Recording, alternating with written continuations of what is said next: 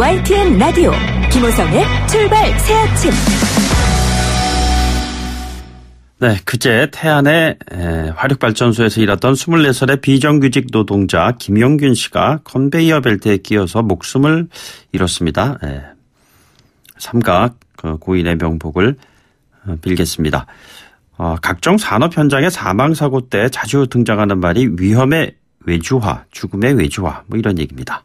관련된 이야기를 발전 비정규직 연대회의 이태성 간사로부터 들어보도록 하겠습니다. 간사님 안녕하십니까?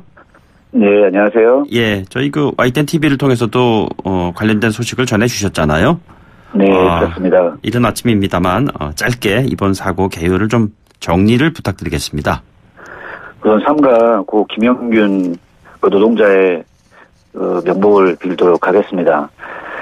우선 제대로 된 업무 숙련 기간이 없이 2주 만에 신입사원에게 4kg에 달하는 설비를 책임지게 하여 발생한 사실상의 기업 살인에 해당합니다. 네네. 2인 1조가 되지 않는 구조 속에서 사고는 석탄이 이송되는 벨트에 발생한 석탄을 처리하던 중 최소한의 안전장치인 랜턴도 없이 휴대폰 불빛에 의지해서 벨트에 끼어서 사망한 사고입니다. 네네.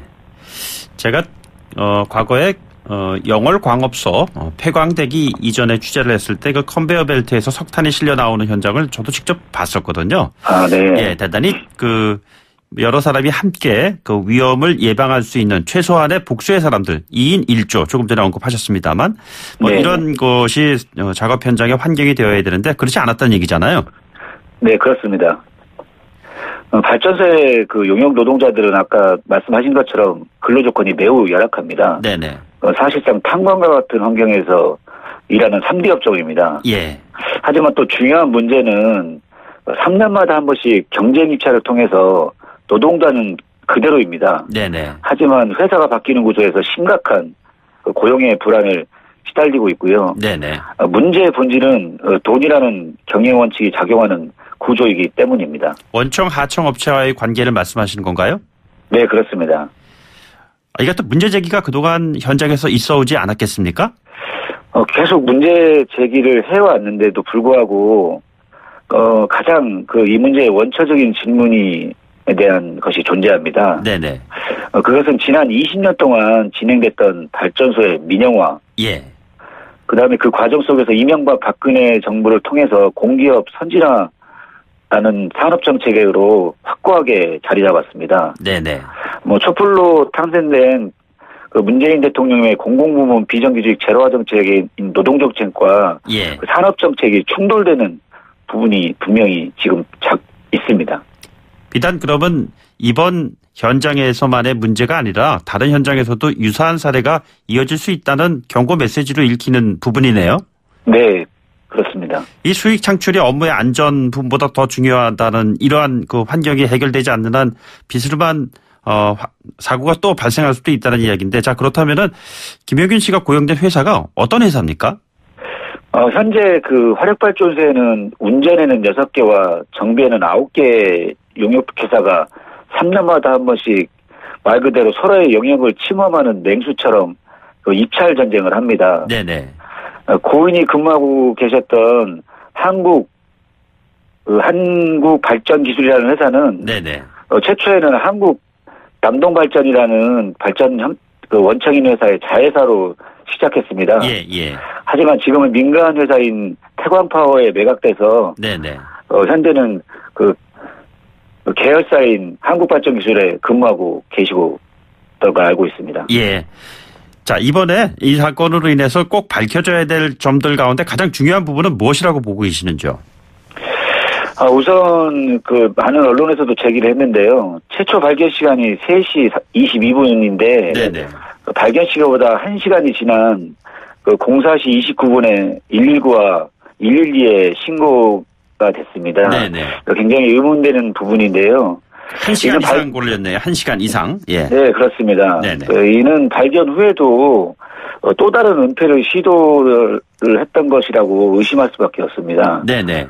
그리고 용역 업체 팀장과 연락이 두절이 됐던 게 한 10시 정도였었는데요. 그 과정 속에서 관리 감독이나 조금만 신경을 써서 조치를 했다면 결과가 다르지 않았을까라는 생각이 듭니다. 예. 오늘 그래서 이 부분에 대해서 유족들이 네네. 그 태안로 화력의 사망 현장을 방문한다고 합니다. 네네. 어려운 발걸음인데요.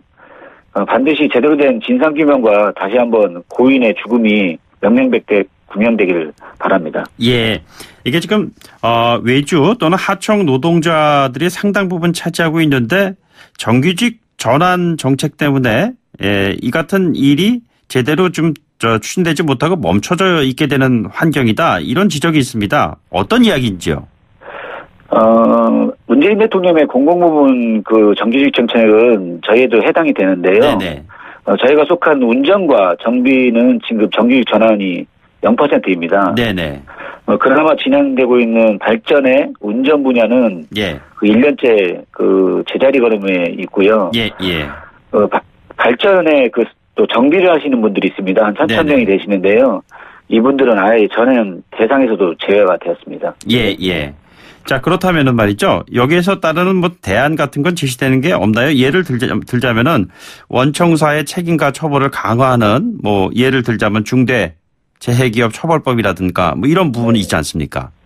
아까 말씀하셨던 것처럼 이번에 국회에서 풀리지 못한 중대 재해기업 처벌법과 네네. 산업재해를 은폐할 경우 형사처벌을 신설하는 등의 산안법 개정안이 반드시 통과돼서 앞으로는 이런 원청의 책임과 처벌이 강화되는 그 법들이 통해서 죽음의 외주화가 반드시 멈춰야 된다고 생각합니다. 예, 예를 들자면 지난번 강릉 KTX 사고 때도 보면 말이죠. 외주사에 소속되어 있는 승무원한테는 사고가 난 것이 어떠한 것인지 제대로 전달이 안 됐어요. 그래서 이 외주분들은 그냥 승객 안내만 하도록 하는 것이고 위기 상황이라든가 그 상황에 대한 조치라든가 이런 것들은 정규직원만 하게 돼 있거든요. 네네. 그렇다면은 산업재해 현장에서 비정규직 신분으로 있는 사람들은 이러한 안전이라든가 이런 부분에서 계속 소외될 수밖에 없는 구조인데 실제로 현장에서는 그렇습니까? 현장에서도 그런 구조로 계속 진행되고 있고요. 네네. 아까 말씀드렸던 것처럼 발전소의 민영화와 경쟁 입찰이 폐지가 되지 않으면 네네. 결국 이런 위험의 외주는 계속될 것이고요. 네네. 그 전기는 국민의 생명과 안전에 직결되어 있습니다. 네네. 그렇기 때문에 필수 유지 업무라고 해서 노동 3권이 파업권까지 제약하고 있습니다. 네네. 그렇기 때문에 반드시 직접 고용 정규직화가 이루어져서 이런 죽음의 외주화를 막을 수 있는 길일 것입니다. 앞으로 계획 어떻게 세우고 계십니까? 우선 국민 여러분께 25살의 꽃다운 청춘이 세상을 떠나갔습니다. 네네. 늦동이 외아들이라고 합니다. 예. 국민 여러분, 그의 죽음을 꼭 기억해 주십시오.